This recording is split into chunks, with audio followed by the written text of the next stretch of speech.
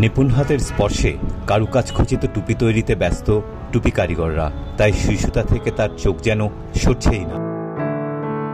আপন মনে টুপির উপর নকশা তৈরি করছেন। দিনরাত টুপি তৈরির কাজে ব্যস্ত হয়ে পড়ায় যেন দম ফেলার ফুসরত নেই তাদের। সারা বছরই ঢাকার কামরাঙ্গীর চরের টুপির কারখানাগুলো থাকে কর্মব্যস্ত।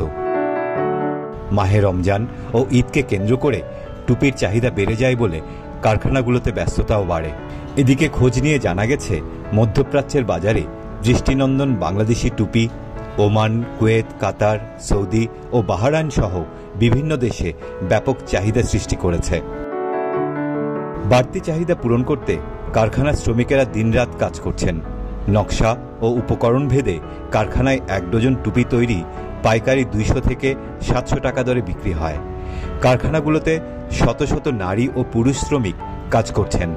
এখান থেকে উন্নত মানের ও ভালো নকশার টুপি রপ্তানি করা হয় বিদেশেও।